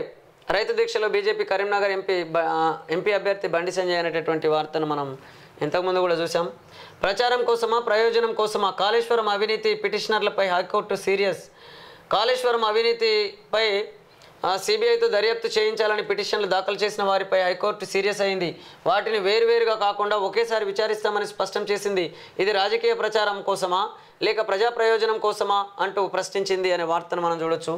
నిజంగా కొద్ది గొప్ప కోర్టులు ఉన్నాయి కాబట్టి మనం నిజానిజాలు బయటకు వస్తున్నాయి, కొంత న్యాయం జరుగుతున్నట్టు అనిపిస్తుంది. కానీ లేకపోతే చాలామంది ఇలాంటి అంశాలని కూడా బయటకు వచ్చేవి కావు అనేటటువంటి అభిప్రాయం ఉన్నది ప్రజలలో. 1.6 కోట్ల నగదు పట్టివేత. స్వాధీనం చేసుకున్న మంగళహట్ పోలీసులు సరైన పత్రాలు లేవని తెలిపిన డీసీపీ ఉదయ్ అనేటటువంటి వార్తను మనం చూడొచ్చు. 1.6 కోట్ల నగదు పట్టివేసిరట. మరి ఇది ఎక్కడిది? అది వివిధ పార్టీల నాయకులకు సంబంధించా లేదా వ్యాపారవేత్తలదా? మరి ఎవరిది, ఎందుకోసం తరలిస్తున్నారు అనేది ఇంకా పూర్తి వివరాలు రావాల్సిన అవసరం ఉంది. ఛత్తీస్గఢ్లో భారీ ఎన్కౌంటర్, 10 మంది మావోయిస్టుల మృతి. ఛత్తీస్గఢ్ రాష్ట్రం బీజాపూర్ జిల్లాలో మంగళవారం జరిగిన ఎన్కౌంటర్లో 10 మంది మావోయిస్టులు మృతి చెందారు. ఈ విషయాన్ని బస్తర్ ఐజీ సుందర్ కుమార్ ధృవీకరించారు. ఘటన స్థలంలో మావోయిస్టుల మృతదేహాలతో పాటు లైట్ మిషన్ గన్, ఇతర ఆయుధాలను స్వాధీనం చేసుకున్నారు. ప్రస్తుతం ప్రాంతంలో సెర్చ్ ఆపరేషన్ ఇంకా కొనసాగుతుందని సుందర్ రాజ్ వెల్లడించారు. నిజంగా అనేక మంది పేద ప్రజల బిడ్డలు పోరాటంలో నేల కొరుగుతున్నటువంటి పరిస్థితి ఉన్నది. కానీ వాళ్ళు పోరాడుతున్నటువంటి ఆయుధాలు పట్టుకొని అంటే చట్టాలను తమ చేతుల్లోకి తీసుకొని పోరాడే పరిస్థితి ప్రజాస్వామ్యంలో లేదు. కాబట్టి అందులో భాగంగానే అటు ఈ ఎన్కౌంటర్లు జరుగుతున్నటువంటి పరిస్థితి ఉన్నది అని చెప్పేసి కొంతమంది మేధావులు కూడా మాట్లాడుతున్నటువంటి మాటల్ని మేము మీ దృష్టికి తీసుకొస్తున్నాం. 3000 ఎకరాలు డబుల్ రిజిస్ట్రేషన్ మళ్ళీ మార్కెట్లోకి సేల్డ్ ల్యాండ్స్ మ్యూటేషన్ చేయకపోవడంతో ఇంకా రైతుల పేర్లపైనే రంగారెడ్డి జిల్లా మంచాల, మర్రిగూడ, గట్టుప్పల్ మండలాల్లో క్రయ విక్రయాలు, తక్కువ ధరకే లీడర్లు కొనుగోలు, వాటిని బ్యాంకుల్లో తనఖా పెట్టి రుణాలు, వత్తాసు పలుకుతున్న రెవెన్యూ అధికారులు, ధరణిలో లోపాల ఆధారంగా భూదందా. అంటే మొత్తం మీద అయితే ధరణిలో జరిగినటువంటి లోపాల ఆధారంగా ఈ భూదందా నిర్వహిస్తున్నటువంటి పరిస్థితి ఉన్నది. దాదాపు 3000 ఎకరాలు డబుల్ రిజిస్ట్రేషన్ జరిగినటువంటి పరిస్థితి ఉన్నది. ఈ వార్తల్ని చూస్తే మనకు అర్థమవుతుంది. అంటే ఈ 3000 ఎకరాలు డబుల్ రిజిస్ట్రేషన్ జరిగింది అని అంటే మళ్ళీ అమ్మినోళ్ళే అమ్ముతున్నారు. అంటే కొన్న భూమిని మరొకరు కొనుక్కుంటుంటే ఇక కొన్నోళ్ళు నష్టపోయే ప్రమాదం ఉన్నది. కాబట్టి మళ్ళీ కోర్టుకు వెళితే ఎవరైతే మొట్టమొదలు రిజిస్ట్రేషన్ ఎవరి పేరు మీద అయితే అవుతుందో వాళ్ళకి ఆ భూమి చెందే అవకాశం ఉన్నది. కాబట్టి రెండవ రిజిస్ట్రేషన్ జరిగితే అది చెల్లదని చెప్పేసి కూడా కోర్టు తేలుస్తున్నది. మనం చట్టాన్ని చూసినట్లయితే అదే చెప్తుంది. కాబట్టి ఎట్టి పరిస్థితులలో ఈ డబుల్ రిజిస్ట్రేషన్ జోలికి పోకపోవడమే మంచిది.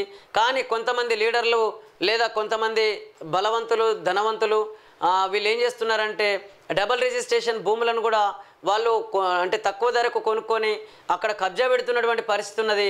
దాని ద్వారా అసలైనటువంటి ఎవరైతే అసలైనటువంటి లబ్ధిదారులు ఎవరైతే ఉన్నారో వాళ్ళు నష్టపోతున్నటువంటి పరిస్థితి ఉన్నది.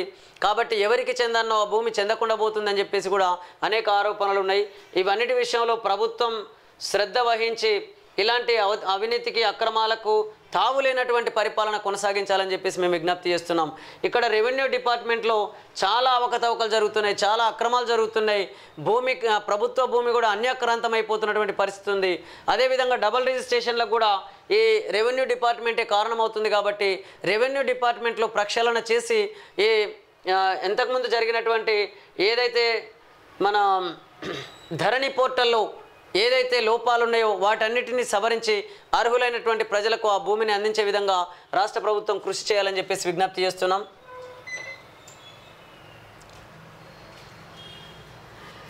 ఒకసారి వార్తను చదివే ప్రయత్నం చేద్దాం మనం. 2 దశాబ్దాల క్రితం రాష్ట్రంలో ఆకుల రాజయ్య భూమాయాజాలం సంచలనం సృష్టించింది. వేలాది ఎకరాలు కొనుగోలు చేసి ఆయన సత్యం రామలింగరాజుకు అమ్మేశాడంటూ వార్తలు వచ్చాయి. ఇప్పుడు అవే భూములకు కొందరు రియల్ ఎస్టేట్ బ్రోకర్లు మార్కెట్లో పెట్టారు. అవే భూములను ఇప్పటికే వేలాది ఎకరాలను మార్కెటింగ్ చేశారు. వీటిని కొందరు లీడర్లు ప్రజాప్రతినిధులు రియల్ ఎస్టేట్ కంపెనీలు కొంటున్నాయి. ఒక్కో కంపెనీ పేరిట వందలాది ఎకరాలు పట్టా అవుతున్నాయి. అతి తక్కువ ధరకే భూములు కొంటున్నట్లు ఈ వార్తలను చూస్తే నిజంగా బలిసినోడి చేతిలోనే భూమి ఉంటుంది, ధనవంతుడి చేతిలోనే ఈ భూమి కబ్జాకు గురవుతున్నది. కాబట్టి పరిస్థితుల్లో మార్పు రావాలి. Kalvakuntla Kannarao arrest land settlement కేసులో 14 రోజుల రిమాండ్ విధించిన నాంపల్లి కోర్టు చర్లపల్లి జైలుకు తరలింపు. ల్యాండ్ సెటిల్మెంట్ కేసులో మాజీ సీఎం కేసీఆర్ అన్న కొడుకు కల్వకుంట్ల కన్నారావును ఆదిబట్ల పోలీసులు మంగళవారం అరెస్ట్ చేశారు. ఎల్బీనగర్ కోర్టులో హాజరుపరచగా ఆయనకు న్యాయస్థానం 14 రోజుల రిమాండ్ విధించింది. ఆయన్ను కస్టడీలోకి తీసుకొని విచారించేందుకు పోలీసులు కోర్టులో పిటిషన్ దాఖలు చేసే ఛాన్స్ ఉన్నది అనేటటువంటి వార్తను మనం చూడవచ్చు. నిజంగా ఈ సెటిల్మెంట్లు కానీ లేదా భూ కబ్జాలు కానీ భూదందాలు కానీ వీటన్నిటికీ పాల్పడుతున్నటువంటి వాళ్ళు ఎవరు అనంటే అత్యంత ధనవంతులు బలవంతులే ఇట్లాంటి వాటికి పాల్పడుతున్నారని చెప్పేసి మనకు అర్థమవుతుంది. మధ్యాహ్నం బయటికి రావద్దు, 12 నుండి 4 గంటల మధ్య వంటగదికి దూరంగా ఉండండి, పార్క్ చేసిన వాహనాల్లోకి పిల్లల్ని వెళ్లకుండా చూడాలి. వైద్య ఆరోగ్య శాఖ సూచనలు. నిజంగా ఎండలు మెండుగా ఉన్నాయి, ఎండ తీవ్రత విపరీతంగా ఉంది. కాబట్టి చిన్నపిల్లలు కానీ వృద్ధులు కానీ అదేవిధంగా యువకులు కూడా వివిధ పనుల్లోకి వెళ్తున్నటువంటి వాళ్ళు కూడా చల్లబూటనే పనులు చేసుకోర్రి. ఎండపూట ఎండకెళ్ళి ఆ ఎండ తీవ్రతకు వడదెబ్బ తగిలే అవకాశం ఉంది. అదేవిధంగా ఒంట్లో నీరంతా చెమట ద్వారా బయటకు పోయి డీహైడ్రేషన్ ఏర్పడే అవకాశం ఉంది. బాడీలో డీహైడ్రేషన్ కనుక వస్తే ఇక వాళ్ళ పల్స్ కానీ బీపీ కానీ పడిపోయి సొమ్మసిల్లి పడిపోయే అవకాశం ఉంది, కళ్ళు తిరిగి పడిపోయే అవకాశం ఉంది. మళ్ళీ మీరు హాస్పిటల్కి వెళ్తే అక్కడ చూస్తున్నాం మనం, మళ్ళీ సెలైన్లు పెట్టి అట్లా వేల రూపాయలు ఖర్చు పెట్టుకొని బాధపడే కంటే ఎండపూట మీరు బయటకు వెళ్ళకపోవడమే మంచిది. ఇటు డబ్బు ఆదా అవుతుంది, అటు ఆరోగ్యాన్ని సంరక్షించుకున్న వాళ్ళు అవుతారు. కాబట్టి ఒకసారి ఆలోచించి మీ పనులు చేసుకోవాలని చెప్పేసి ప్రజలందరికీ విజ్ఞప్తి చేస్తున్నాం. నిరుడు నిండు కాలువై నేడు గుండె చెరువై. ఇది ఎస్ఆర్ఎస్పీ దిగువ ఆయకట్టుకు నీరందించే కాకతీయ కాలువ. బీఆర్ఎస్ 10 ఏళ్ల పాలనలో ఇటు ఎస్ఆర్ఎస్పీ అటు కాళేశ్వరం నీళ్లతో నిత్యం కలకల్లాడినాయి. కాలంతో సంబంధం లేకుండా మండుటెండల్లోనూ కాలువలు నీళ్లతో నిండుగా ప్రవహించాయి. నేరుడు ఏప్రిల్ నెలలో లోయర్ మానేరు డ్యాం నుంచి విడుదలైన నీటితో కాకతీయ కాలువ కలకల్లాడుతూ చివరి ఆయకట్టు వరకు నీరందింది. ప్రస్తుతం కాకతీయ కాలువ కల తప్పింది. కాంగ్రెస్ సర్కారు నిన్నటిదాకా నీళ్లు వదలకపోవడంతో కాలువలో నీటి జాడ కరువైంది. నీళ్లు లేని కాకతీయ కాలువను చూసి రైతు గుండె చెరువైంది అనేటటువంటి వార్తను మనం చూడొచ్చు. ఒకవైపు ప్రకృతి వైపరీత్యాల వల్ల కావచ్చు, ప్రభుత్వాల నిర్లక్ష్యం వల్ల కావచ్చు, రైతాంగానికైతే నష్టం జరుగుతున్నది. పంటలు ఎండిపోతాయని ముందే కేసీఆర్ ఎందుకు చెప్పలే? చనిపోయిన 200 మంది రైతుల వివరాలు ఇస్తే పరిహారం ఇస్తాం, 48 గంటల్లోనే వివరాలు ఇవ్వండి. కోడ్ ముగిశాక ఆర్థిక సహాయం, ఎన్నికల కోడ్తో కొన్ని గ్యారంటీలు ఇవ్వలేకపోయామని చెప్పేసి రేవంత్ రెడ్డి గారు మాట్లాడినటువంటి మాటలు చూడొచ్చు. కాంగ్రెస్ వచ్చాక కరువు వచ్చిందన్నది అబద్ధం. మా ప్రభుత్వం రాకముందే వర్షాలు కురవలేదు. నష్టపోయిన రైతులకు బీఆర్ఎస్ పార్టీ ఫండ్ నుంచి 100 కోట్ల పరిహారం ఇవ్వాలి. రేవంత్ జూన్ 9న ఇండియా కూటమి ప్రమాణమని ధీమా.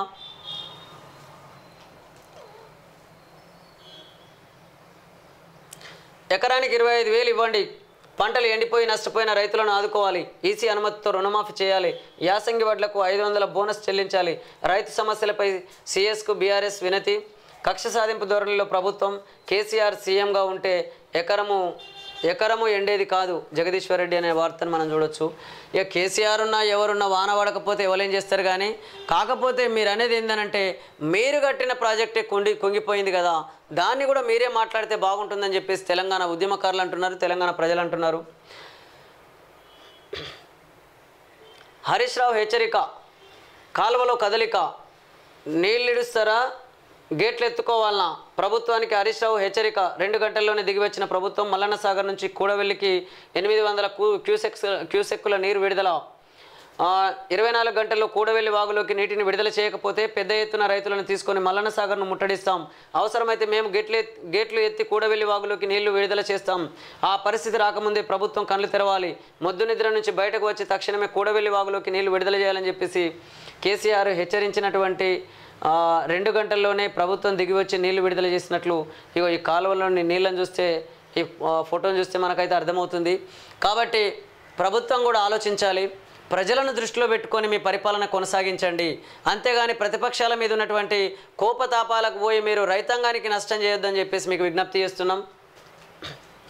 ప్రజాహితమా ప్రచారమా? కాళేశ్వరం పీల్పై హైకోర్టు ఆగ్రహం. ఎన్నికల ప్రసంగానికి హైకోర్టు వేదిక కాబోదు. కోర్టులో రాజకీయ ప్రసంగాలు సహించం. కాళేశ్వరంలో అవినీతిపై ఆధారాలు ఉన్నాయా? ప్రభుత్వ వైఖరి తెలియకుండా ఆదేశాలు ఇవ్వలేం. సిబిఐ దర్యాప్తుపై ప్రభుత్వ వైఖరి తెలియాలి. హైకోర్టు వ్యాఖ్యలు విచారణ 8కి వాయిదా అనేటటువంటి వార్తను మనం చూడవచ్చు.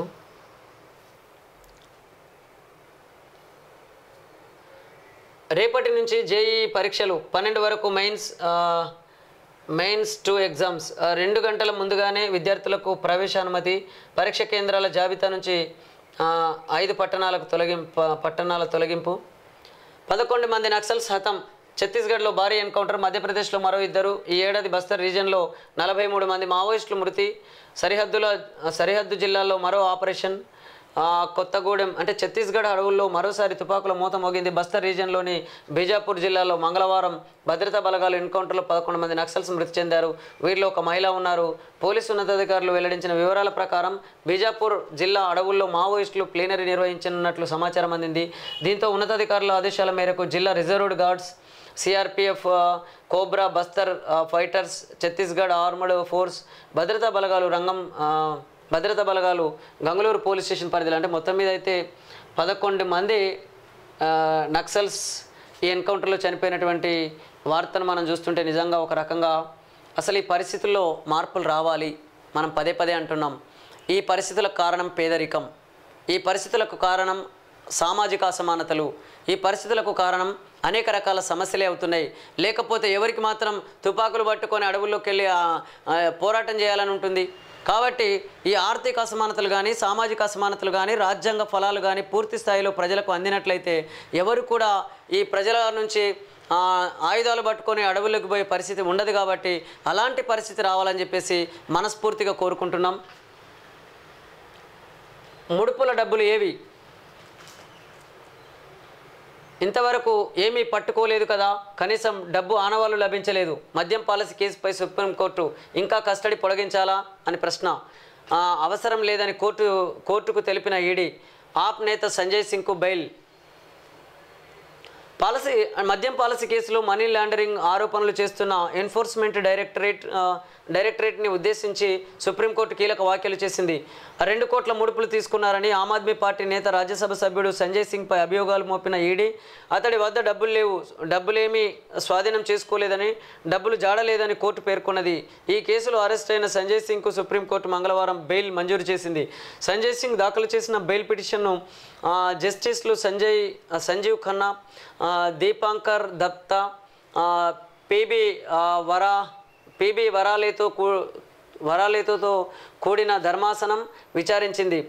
ఆయనకు బెయిల్ మంజూరు చేసేందుకు ఏమైనా అభ్యంతరాలు ఉన్నాయా, ఆయన ఇంకా కస్టడీలో ఉండాలని ఈడీ కోరుతున్నదా అని ఈడీ తరపున విచారణకు హాజరైన అదనపు సోలిసిటర్ జనరల్ ఎస్వి రాజును ధర్మాసనం ప్రశ్నించింది. అంటే మొత్తం మీద అయితే డబ్బు ఆనవాళ్ళు అయితే కనబడతలేవు, కానీ అభియోగాలు అయితే ఉన్నాయని చెప్పేసి హైకోర్టు ప్రశ్నించినటువంటి వార్తను మనం చూడవచ్చు. కాంగ్రెస్ నేతలకు లీగల్ నోటీసులు. బేషరతుగా క్షమాపణ చెప్పకపోతే న్యాయపరమైన చర్యలకు సిద్ధంగా ఉండండి. కేకే మహేందర్ రెడ్డి, సురేఖకు కేటీఆర్ హెచ్చరిక అనేటటువంటి వార్తను చూడొచ్చు. ఫోన్ ట్యాపింగ్ వ్యవహారంలో తమపై నిరాధారణ సత్యదూర ఆరోపణలు చేసిన కాంగ్రెస్ నాయకులు బేషరతుగా క్షమాపణ చెప్పాలని, లేకుంటే న్యాయపరమైన చర్యలకు సిద్ధంగా ఉండాలని మాజీ మంత్రి బీఆర్ఎస్ వర్కింగ్ ప్రెసిడెంట్ కేటీఆర్ తారక రామారావు హెచ్చరించారు. మంత్రి కొండా సురేఖ కేకే మహేందర్ రెడ్డిని ఉద్దేశిస్తూ కేటీఆర్ ఎక్స్ వేదికగా మంగళవారం ఈ హెచ్చరికలు చేశారు. తన ప్రతిష్టకు భంగం కలిగించే విధంగా ప్రకటనలు చేసిన మంత్రి సహా పలువురు కాంగ్రెస్ నేతలపై పరువు నష్టం దావా వేయనున్నట్లు హెచ్చరించారు. వాస్తవాలు తెలుసుకోకుండా నిరాధార వాస్తవాలను ప్రచురించిన వార్తాపత్రికపై కూడా పరువు నష్టం దావా వేయనున్నట్లు ఆయన స్పష్టం చేశారు. అని అంటే నిజంగా ఇక్కడ ఒకటి మనకు బాధాకరమైన విషయం ఏంటంటే, మీరు పరువు నష్టం దావా వేసే కంటే ముందు మీ ప్రభుత్వ హయాంలో అవి జరిగినాయా లేదా మీరు అంటే ప్రజలకు చెప్పండి.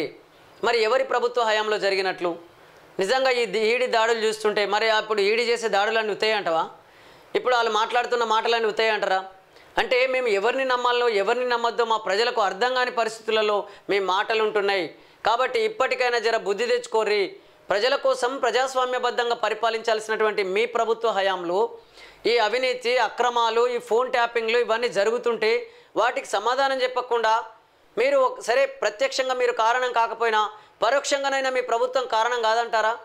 చెప్పండి ప్రజలకు. కాబట్టి ఇంకా ఇవన్నీ కాకుండా మళ్ళా మీరు పత్రికల మీద కూడా మేము లీగల్ నోటీసులు పంపిస్తామని కానీ లేదా పత్రికలను కూడా మీరు బెదిరిస్తున్నట్లే ఉన్నది.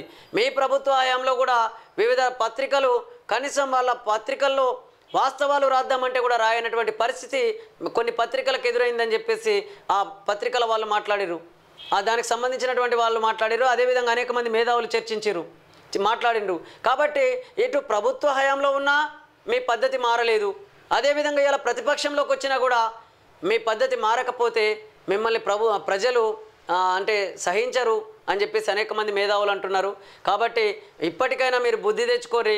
మీరు ఇంకా బెదిరిస్తే ఇటు పత్రికలను కానీ ప్రింట్ మీడియా, ఎలక్ట్రానిక్ మీడియాలను కానీ మీరు బెదిరించి వార్తలను రాయకుండా చేస్తామనంటే అది మీ భ్రమ మాత్రమే. కాబట్టి పబ్లిసిటీని ఎవరు ఆపలేరు.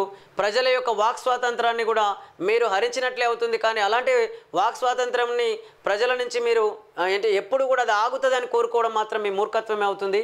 కాబట్టి తప్పకుండా మీరు చేసిన తప్పుల్ని మీరే ఒప్పుకుంటే వాటి విషయంలో ఇంకొకరు మాట్లాడే పరిస్థితి ఉండదు. కాబట్టి మీరే ఆలోచించి వాస్తవాలను ప్రజలకు తెలియజేయాలని చెప్పేసి అనేక మంది మేధావులు మాట్లాడుతున్నదే మేము మీ ముందుకు తీసుకొస్తున్నాం. మాదిగల గొంతుపై కాంగ్రెస్ వేటు, బక్క జడ్సన్ బహిష్కరణ, 6 ఏళ్ల పాటు పార్టీ నుంచి సస్పెన్షన్, టీపీసీసీ క్రమశిక్షణ కమిటీ చర్యలు, కార్యకర్తలను భక్షిస్తున్న తోడేలుకు రాష్ట్రంలో పార్టీని అప్పజెప్పారు. కాంగ్రెస్ నుంచి బహిష్కరించడంపై సీనియర్ నేత జడ్సన్ స్పందన అనేటటువంటి వార్తను మనం చూడవచ్చు. అంటే మాదిగల గొంతుపై కాంగ్రెస్ వేటు అని చెప్పేసి మాట్లాడుతున్నటువంటి జడ్సన్ గారు ఇక్కడ మీరు ఒకటి గమనించాలి. అంటే మీరు మాదిగల కోసం పోరాటం చేస్తున్నారా లేదా ప్రజల కోసం పోరాటం చేస్తున్నారా? ఒకవేళ మాదిగల కోసం పోరాటం చేసినట్లయితే మీరు పదవులు పోతున్న సందర్భంలోనే మాదిగల గురించి మాట్లాడుతున్నట్టు అంటే మిమ్మల్ని దృష్టిలో పెట్టుకొని అంటలేం. చాలామంది దళిత సంఘాల నాయకుల గురించి మాట్లాడుతున్నటువంటి మాటల్ని మేము ముందుకు తీసుకొస్తున్నాం. కాబట్టి ఇక్కడ మాదిగ సామాజిక వర్గానికి సంబంధించినటువంటి చాలామంది నాయకులు వివిధ పార్టీల్లో పదవులు అనుభవిస్తూ ఆ మాదిగలకు జరుగుతున్నటువంటి అన్యాయాల గురించి అక్కడ పార్టీలో కానీ లేదా ప్రభుత్వంతో చర్చించే విషయంలో కానీ కొంత వెనుకంజ వేస్తూ, అదేవిధంగా వీళ్ళ పదవులకు నష్టం జరిగినా వీళ్ళ వ్యక్తిగత జీవితాలకు ఏమన్నా ఇబ్బందులు కలిగినా అప్పుడు మళ్ళీ ఆ మాదిగ సామాజిక వర్గాన్ని వెంటేసుకొని మాట్లాడుతున్నటువంటి పరిస్థితి ఉన్నది వివిధ నాయకుల తీరు చూస్తే అని చెప్పేసి కూడా అనేక మంది మాదిగ మేధావులు మాట్లాడుతున్నటువంటి ఆ మాటల్ని మేము ముందుకు తీసుకొస్తున్నాం. కాబట్టి మీరు మాదిగల గురించి కానీ లేదా మిగతా ప్రజల గురించి కానీ మాట్లాడేటప్పుడు మీకు నష్టం జరిగినప్పుడు మాట్లాడడం కాదు, మీరు ఆయా పదవులు అనుభవిస్తున్నప్పుడు కానీ లేదా పార్టీల్లో వివిధ పదవుల్లో ఉన్నప్పుడు కానీ అందరూ అన్ని సామాజిక వర్గాలకు సంబంధించిన ప్రజలు ఆయా సామాజిక వర్గాలకు సంబంధించి కానీ అదేవిధంగా ప్రజల గురించి కానీ మాట్లాడితే బాగుంటుంది అని చెప్పేసి అంటున్నారు. కానీ కొన్ని పార్టీలలో ఉన్నటువంటి కొంతమంది నాయకులు ఆ పార్టీ పదవులు అనుభవిస్తున్నంతసేపు ఆ పార్టీ అధ్యక్షులను కానీ ఆ పార్టీ అధినాయకత్వాన్ని కానీ పొగుడుతూ ఉంటున్నారు. అదేవిధంగా ఆ పార్టీలో ఆ పదవులు పోయినా లేదా ఆ వ్యక్తిగతంగా ఏదైనా ఇబ్బంది కలిగినా వాళ్ళు మళ్ళీ అదే పార్టీ నాయకులను విమర్శిస్తున్నటువంటి పరిస్థితి ఉన్నది అని చెప్పేసి కూడా ఈ అనేక మంది మేధావులు మాట్లాడుతున్నటువంటి మాటల్ని తీసుకొస్తున్నాం. అదేవిధంగా నిజంగా ఏ పార్టీలో చూసినా ఆ పార్టీ కింది స్థాయి నాయకులకు అన్యాయం జరుగుతున్నటువంటి మాట వాస్తవం. కాబట్టి పరిస్థితుల్లో మార్పు రావాల్సిన అవసరం ఎంతైనా ఉంది. అదేవిధంగా ఇలాంటి పేద బడుగు బలహీన వర్గాలకు సంబంధించినటువంటి నాయకులకు నష్టం జరుగుతున్నది అనేది అనేక మంది మేధావులు మాట్లాడుతున్నారు. రాష్ట్రంలో బీ ట్యాక్స్ 8 నుంచి 9% ఇస్తేనే పెండింగ్ బిల్లులు క్లియర్. ఆర్ ట్యాక్స్కు పోటీగా ఓ మంత్రి వసూలు. సీఎంకు ఎంత పట్టున్నదో తెలిసిపోతున్నది. బీజేఎల్పీ నేత మహేశ్వర్ రెడ్డి ఆరోపణలు. ట్యాక్స్ విషయం కాంట్రాక్టర్లే చెప్పినట్లు వెల్లడి.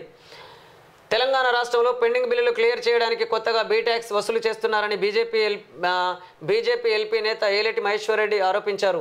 మంగళవారం ఆయన రాష్ట్ర బీజేపీ కార్యాలయంలో మీడియాతో మాట్లాడారు. రాష్ట్రంలో ఇప్పటికే ఆర్ ట్యాక్స్ అమల్లో ఉన్నదని, తాను ఎందుకు సొంతగా ట్యాక్స్ వసూలు చేయొద్దనే ఉద్దేశంతో మంత్రి బీ ట్యాక్స్కు తెరలేపారన్నారు. కాంట్రాక్టర్ల నుంచి బిల్లులో 8 నుంచి 9% కమిషన్గా తీసుకుంటున్నారని చెప్పారు. ఈ విషయాన్ని కొందరు కాంట్రాక్టర్లు తమకు చెప్పారన్నారు. బీ ట్యాక్స్ అంటే బట్టి ట్యాక్స్ కాదు, ఏం ట్యాక్సో నాకు తెలియదు, కొత్తగా వచ్చింది అని చెప్పేసి బీజేపీ పార్టీ ఎల్పీ నేత మహేశ్వర్ రెడ్డి మాట్లాడినటువంటి మాటని మనం ఇక్కడ చూడొచ్చు. అంటే వీళ్ళు ఏ పార్టీ అయినా సరే ప్రభుత్వాన్ని ఫామ్ చేసిన తర్వాత వివిధ కాంట్రాక్ట్ల విషయంలో పెండింగ్ బిల్లులు ఉంటాయి. ఆ పెండింగ్ బిల్లులు సకాలంలో వాళ్ళకు అందించాల్సినటువంటి అవసరం ఉన్నది, వాళ్ళకి చెల్లించాల్సినటువంటి అవసరం ఉన్నది. కానీ ఈ పెండింగ్ బిల్లులు చెల్లించే విషయంలో తాత్సారం చేస్తూ మీరు కూడా మాకు కొంత కమిషన్లు ఇవ్వాలని చెప్పేసి ఇక్కడ ఇక మనం చూస్తూనే ఉన్నాం. ఇక్కడ బీ ట్యాక్స్ అంటే బట్టి ట్యాక్స్ అని చెప్పేసి కానీ అదేవిధంగా ఇక్కడ ఆర్ ట్యాక్స్ అంటే రేవంత్ రెడ్డి ట్యాక్స్ అనేది వీళ్ళు ఇండైరెక్ట్గా చెప్పకనే చెప్తున్నారు. కాబట్టి సీఎం స్థానంలో ఉన్నటువంటి రేవంత్ రెడ్డి గారు అదేవిధంగా డిప్యూటీ సీఎం స్థానంలో ఉన్నటువంటి బట్టి విక్రమార్క గారు వీళ్ళు ఇండైరెక్ట్గా కాంట్రాక్ట్ల దగ్గర అంటే 8 నుంచి దాదాపు 9% కమిషన్ తీసుకుంటున్నటువంటి పరిస్థితి ఉన్నది అని చెప్పేసి మహేశ్వర్ రెడ్డి గారు విమర్శిస్తున్నటువంటి వార్తను మనం చూడవచ్చు. అంటే పార్టీ ఏదైనా సరే ప్రభుత్వాన్ని ఫామ్ చేసిన తర్వాత ఇట్లా అవినీతికి అక్రమాలకు పాల్పడడానికి గల కారణం ఏంటి అని అంటే వీళ్ళు ఎన్నికల్లోకి రావడమే అనేక రకాల అక్రమ మార్గాల్లోకి వస్తున్నటువంటి పరిస్థితి ఉన్నది ఎన్నికల వ్యవస్థలు అని చెప్పేసి అనేక మంది మేధావులు అంటున్నారు. ఇవాళ పెట్టుబడులు పెట్టి రాజకీయాల్లోకి వస్తున్నటువంటి పరిస్థితి ఉన్నది. అదేవిధంగా అనేక మంది కోట్ల రూపాయలు చెల్లించి లక్షలాది రూపాయలు చెల్లించి వివిధ పార్టీల టికెట్లు తీసుకొని ఎలక్షన్లోకి వస్తున్నటువంటి పరిస్థితి ఉన్నది. వివిధ బీఫామ్లను ఇటు కొంటున్నటువంటి పరిస్థితి ఉన్నది, ఆ పార్టీలు అమ్ముకుంటున్నటువంటి పరిస్థితి ఉన్నది. అదేవిధంగా ప్రజల్లోకి వస్తున్నటువంటి నాయకులు కూడా వాళ్ళు రకరకాల ప్రలోభాలకు ఓటర్లను గురి చేస్తూ వాళ్ళు ఓట్లు వేయించుకొని సీటెక్కుతున్నటువంటి పరిస్థితి ఉన్నది. మరి ఇట్లా అక్రమ మార్గాల్లో లేదా అనేక రకాల పద్ధతులలో ప్రజలను ప్రలోభపెట్టి వాళ్ళు ఎలక్షన్లో గెలుపొందిన తర్వాత ఇక వాళ్ళు ప్రజలకు ఎట్లా పరిపాలన అందించగలుగుతారు, ఏ విధంగా ప్రజలకు న్యాయం చేయగలుగుతారు? కాబట్టి వీటన్నిటిని దృష్టిలో పెట్టుకొని చాలా కాలంగా ఈ ఎన్నికల వ్యవస్థ మీద అధ్యయనం అనేది జరుగుతుంది. భారతదేశంలో ఉన్నటువంటి ఆర్థిక సామాజిక పరిస్థితుల మీద అదేవిధంగా రాజకీయ పరిస్థితుల మీద చాలా అంటే డీప్ స్టడీ అనేది జరుగుతుంది అని చెప్పేసి కొంతమంది మేధావులు అయితే మా దృష్టికి తీసుకొచ్చారు. కాబట్టి రాబోయే రోజులలో ఖచ్చితంగా ఈ దేశంలో ఉన్నటువంటి ఆర్థిక సామాజిక పరిస్థితులకు అనుగుణంగా రాజకీయ వ్యవస్థను రూపొందించుకొని పరిపాలించుకున్నప్పుడు మాత్రమే ఈ సమస్యలన్నిటికీ పరిష్కారం దొరుకుతుంది. లేకపోతే వివిధ పార్టీలు ధనవంతులు పార్టీలు పెట్టుకొని వాళ్ళ బీఫామ్లను అమ్ముకొని అదేవిధంగా కొనుక్కున్నటువంటి వాళ్ళు పెట్టుబడులు పెట్టి రాజకీయాల్లోకి వచ్చి ప్రజల్ని రకరకాల ప్రలోభాలకు గురి చేస్తూ ఇక వీళ్ళు దాచుకోవడం మళ్ళీ దాచుకోవడం దాచుకున్న దాన్ని మళ్ళీ ఎలక్షన్లలో ఖర్చు పెట్టడం ఇదే తంతు జరుగుతుందని చెప్పేసి ఆ మేధావులందరూ కూడా ఆలోచించి తప్పకుండా రాబోయే రోజులలో ఈ దేశ ఆర్థిక సామాజిక పరిస్థితులకు అనుగుణంగా రాజకీయ వ్యవస్థను రూపొందించుకొని పరిపాలించుకోవాలనే ఆలోచనతోని అనేక మంది మేధావులు మన దేశవ్యాప్తంగా ప్రయత్నాలు చేస్తున్నారు. కాబట్టి వాళ్ళ ప్రయత్నాలన్నీ కూడా ఫలించాలని చెప్పేసి మనం కూడా కోరుకుందాం. ఇవి ఈరోజు ప్రధాన పేపర్లోని ప్రధాన వార్తల్ని మీ ముందుకు తీసుకురావడం జరిగింది.